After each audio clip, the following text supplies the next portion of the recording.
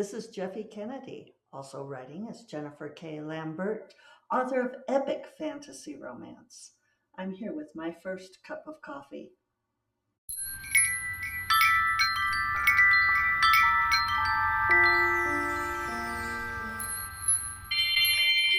Good morning, everyone.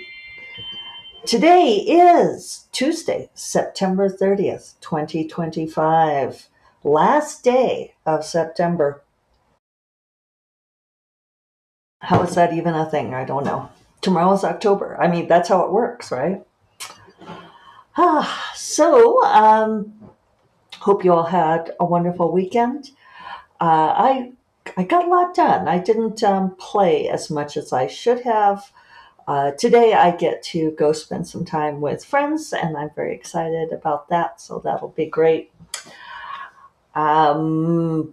Writing updates. Magic Reborn is coming along. I tapered off a whole lot at the end of last week. I think I overtrained a bit. But I am a little past 17,000 words, and I'm edging my way up to the end of the Act 1 climax, which I know is always slow for me.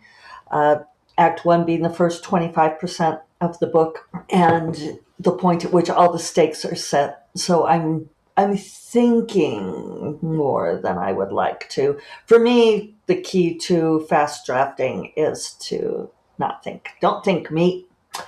Bull Durham quote. So I'm getting there. I'm thinking a whole lot about details and things that I needed to put in. And coming back, adding in these POVs from characters that we haven't heard from in a while is really fun. I'm enjoying bringing them back, but also I'm having to access them again. It's good. It's fun. I have a great job.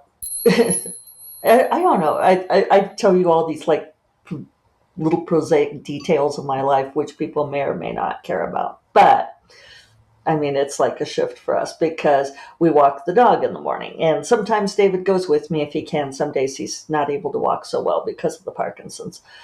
But if he can, he goes with me. But dog wants to go for his walk every morning. So we have a school down the road from us, and we have to cross this road twice. This sort of like our walking route.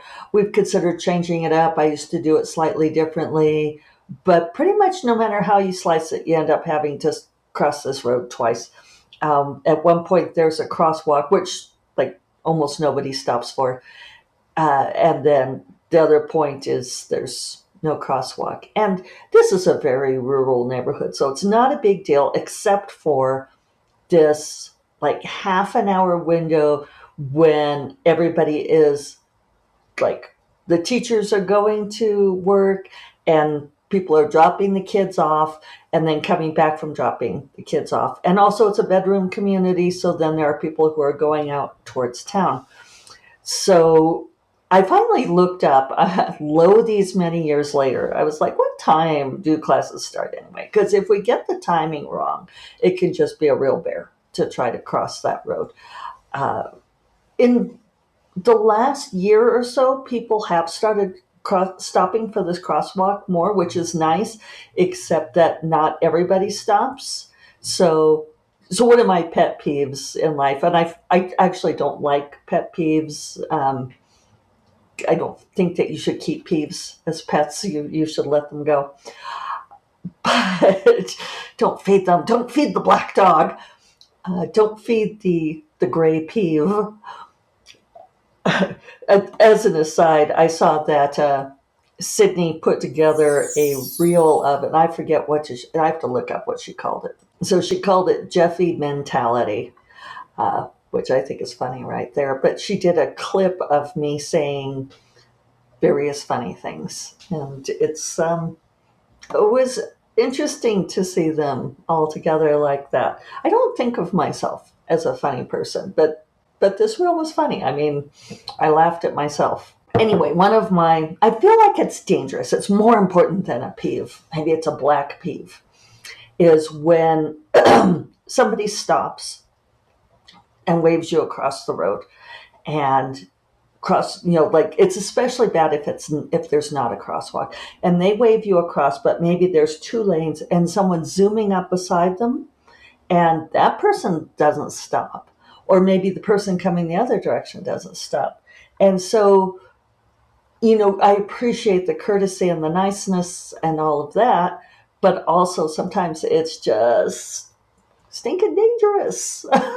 It's like, no, don't wave me across the road if you don't know that I'm going to be okay, right?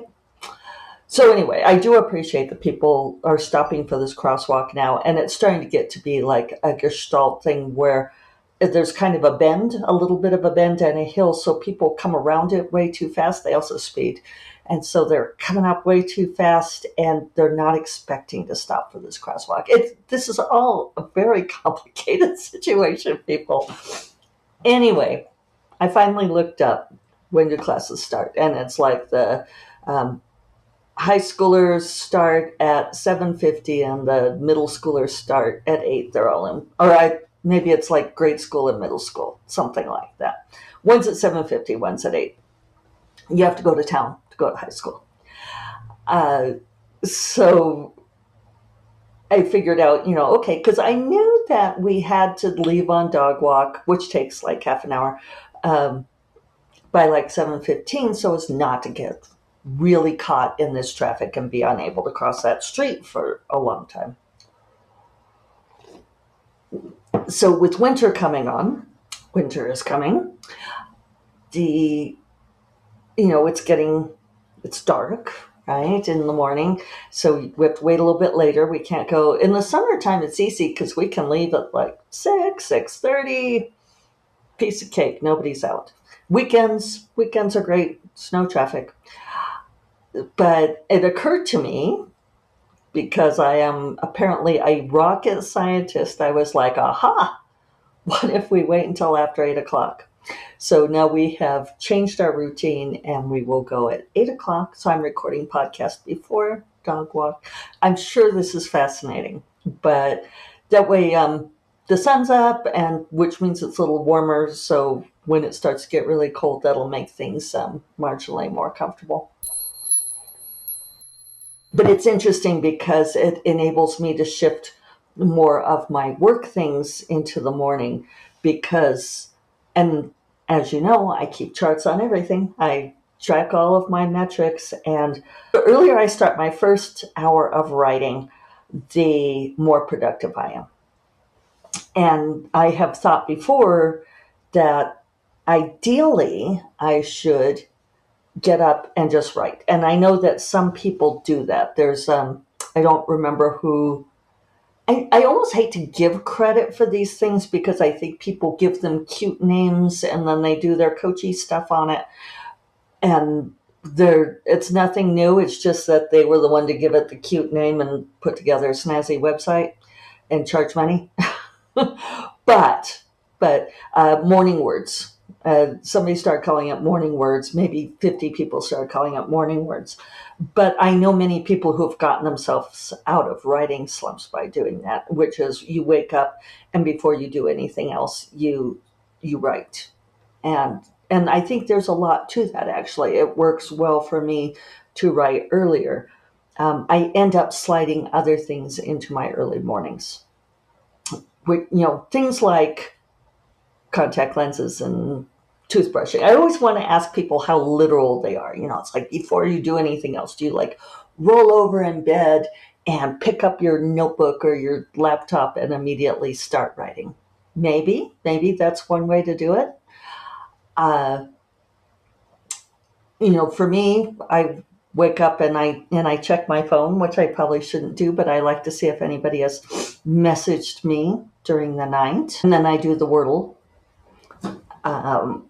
which I like doing. And I say good mornings to the various people that I say good mornings to. Our Jane Hackman check-in, make sure that nobody has died and left their demented husband wandering the house. I know that that's not funny, and it's not actually funny to us either.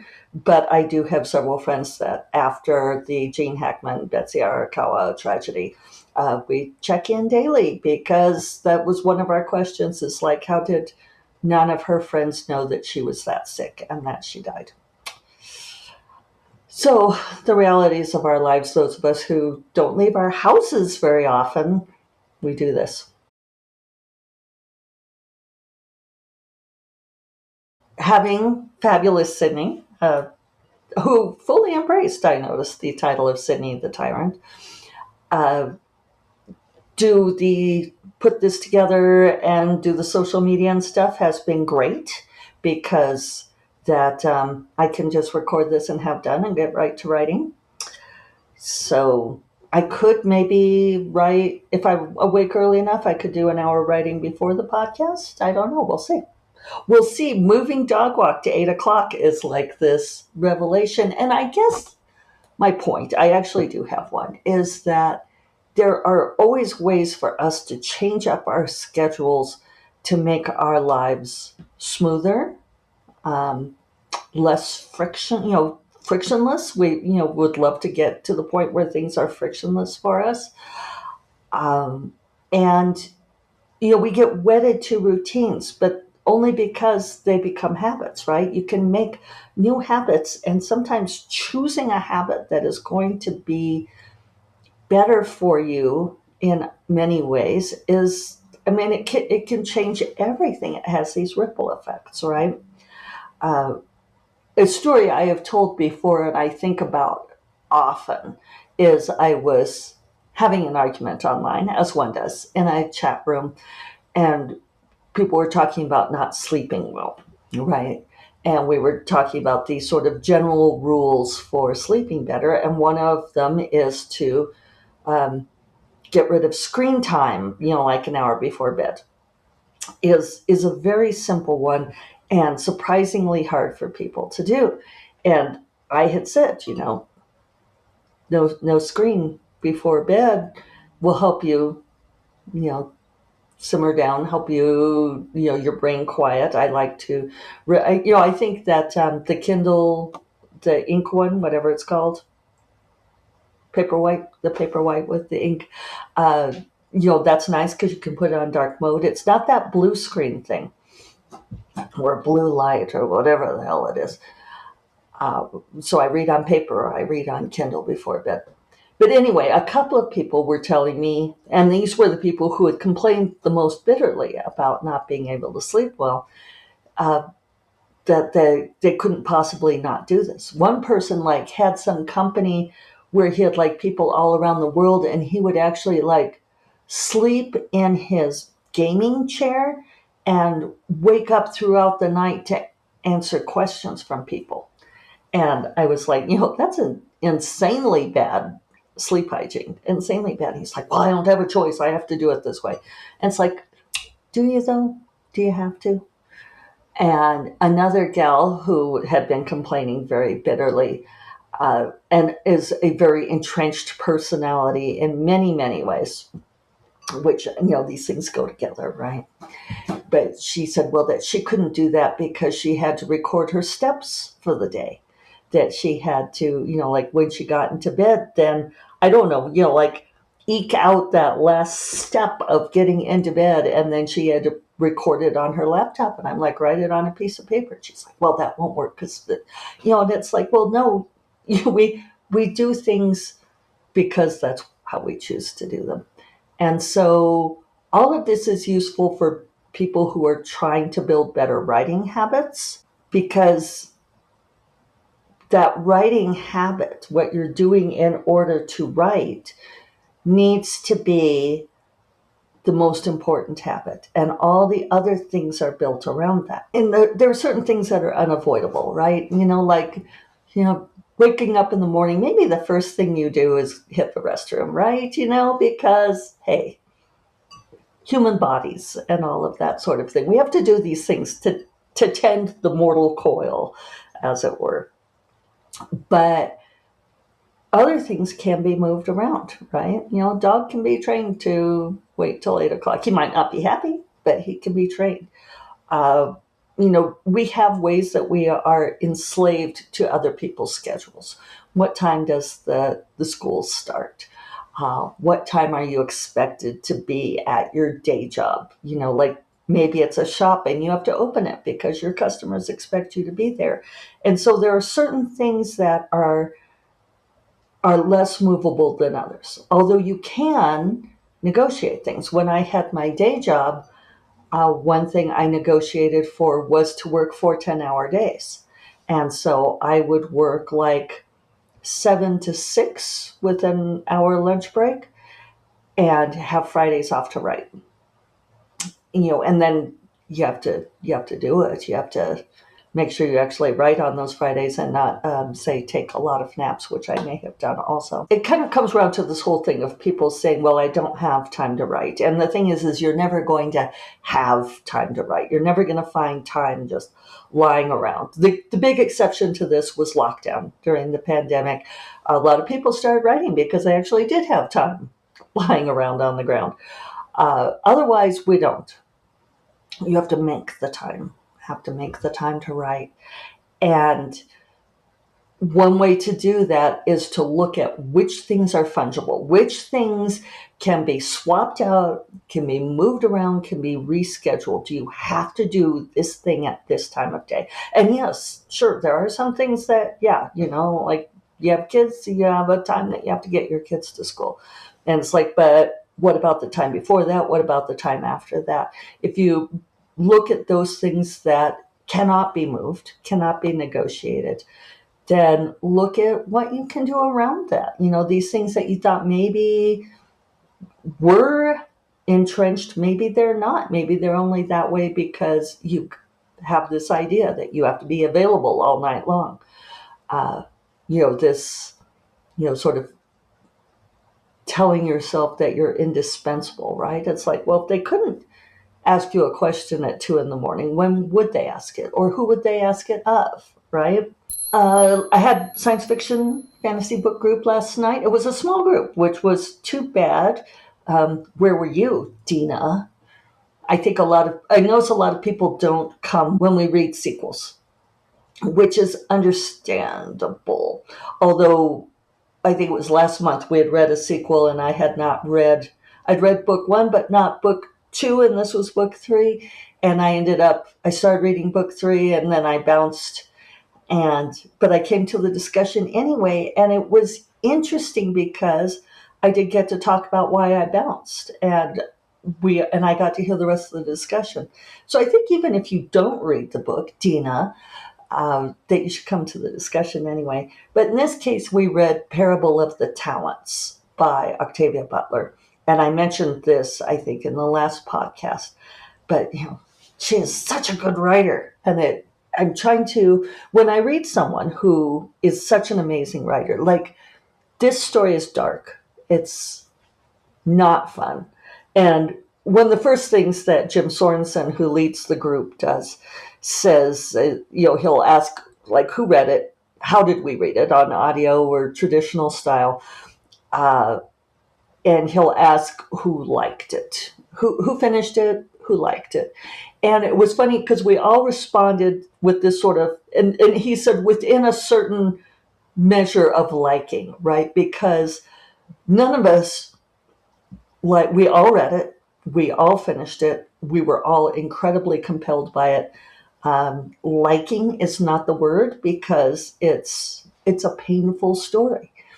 And that's an amazing writer who can get you to not be able to put down a story that is like almost physically painful to read. And one of the other people in the group brought up how immediate and visceral her descriptions are, that there's one aspect of Parable of the Talents is people have created these slave collars that are locked on and controlled by a remote control, a fairly familiar trope, I guess, at this point. But it inflicts so much pain on the wearer if they misbehave that it basically turns people into animals.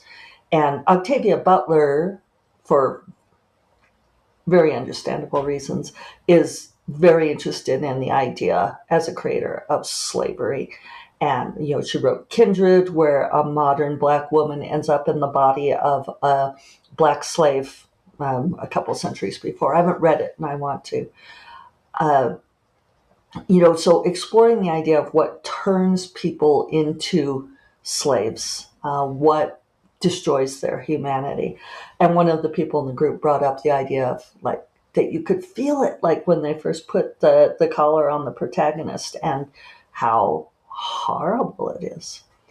So anyway, it was a difficult read. I have more things I want to say about it, but I spent too much time talking about walking the dog, so I'll have to talk about it on Friday. I'll make a note to do that because she does a lot of interesting things structurally that I want to talk about. But yeah, when you read a book that, like, even though you don't like it, but you are compelled by it, that's if you're a writer, that's a great opportunity to study how do they do it. Because Octavia Butler does not spend a whole lot of time on sensory description. Like, one of the first things you learn as a newbie writer is this whole thing of like, well, use the five senses. And you can sometimes spot newbie writers because they'll be like, she saw this and she heard that and it smelled like this and then she felt this.